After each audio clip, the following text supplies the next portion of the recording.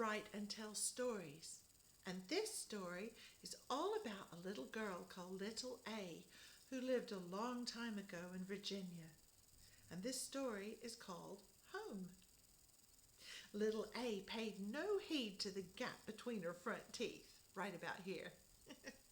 Not since she had knocked her two front baby teeth out, playing out in the backyard in the snow back in the winter when she tripped over an old tree stump. Little A didn't mind. She laughed and smiled a lot. She had a lot to be happy about. Little A lived with her mama and daddy, her two older brothers, Dale and David, and the family dog, Shiloh, in a small town in Virginia at the foothills of the great Appalachian Mountains. Little A's house sat in the middle of a field surrounded by lush green pastures, tall pine trees that harbored hornets' nests all summer, beautiful dogwood blossom trees in the springtime, and an old apple orchard in the backyard. Further along the lane from Little A's house was a barn which had beautiful fine horses in it. And do you know what Little A liked to do?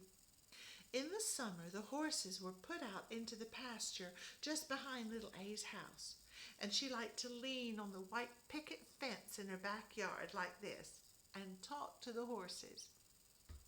When I'm older, I'm going to learn to ride horses, and then we can have lots of fun and adventures together.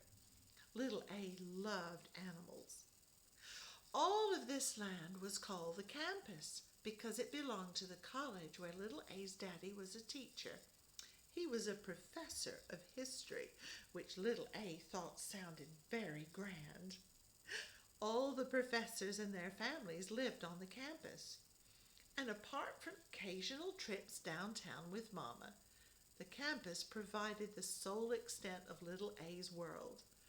She and her brothers would play outside all through those long hot summers, chasing lightning bugs in their brown bare feet, climbing trees, playing with all their neighborhood friends, and having a grand time. And from the back porch, Little A could see the mountains in the distance. And she would often wonder which animals might live so far away and so high up in the pine forests. And Daddy would say, "Why, honey, there's wild critters that live up in the mountains. That old bobcat that slinks and roams looking for its prey, or the mighty black bear that can kill a man with its claw." Little A might be rather scared at the thought of all those wild animals. The only animals she knew were the horses and her dog. Oh, and her next door neighbor's dog, which was the funniest little pup you ever saw. Daddy used to get to laughing about that dog, usually at the supper table, until great tears streamed down his face, and Mama would look at Daddy across the table with that look that only mamas have, like this, which means, "That's quite enough of that at the supper table, thank you." Mama was very beautiful and very loving and kind, but she could be very strict.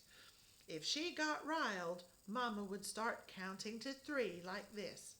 1, 2. And Little A never did find out what might happen if Mama got to 3, because Little A knew for sure she'd get a spanking. Now, since Daddy was a professor, Little A knew that he must know everything about everything, because professors are very clever people. He would tell the most wonderful bedtime stories, sitting on the bed next to Little A, who was propped up on her big pillows with all her dolls.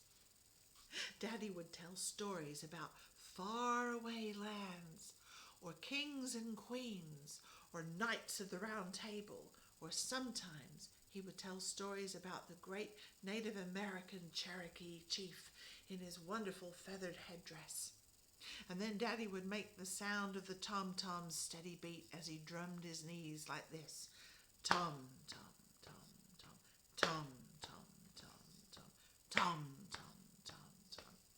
And Little A would hide behind the blankets with her big round eyes until the drumming stopped and Daddy gave her a big old bear hug. And then Daddy would hitch his knees up to his chest to make the mountains. And with his hands he would twist the blankets to make the mountain tops.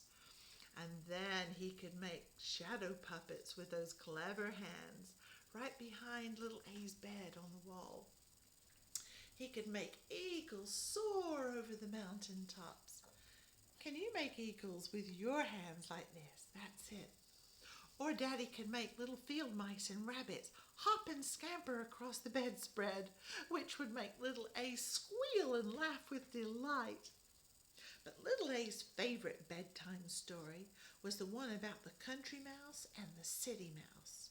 And she would wait, as she always did, for the story to start like this.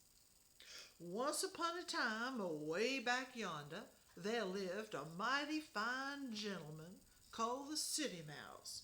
Yes, sir, he wore a fine suit of clothes and a marvelous hat.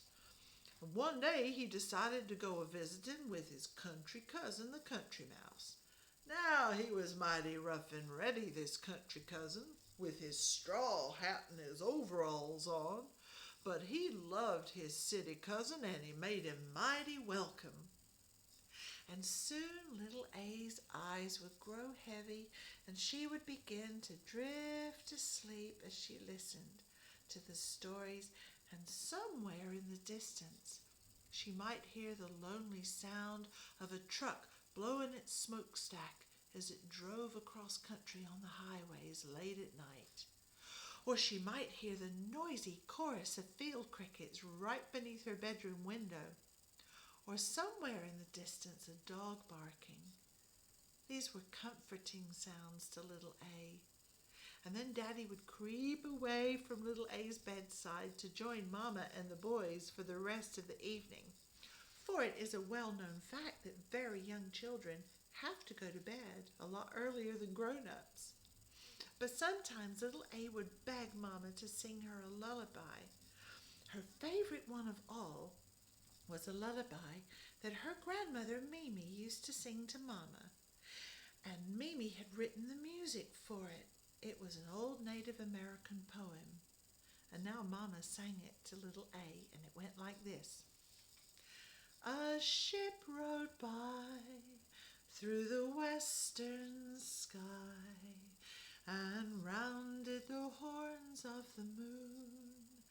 Its lilting hold o'er spilled with gold and rose and bloom and June.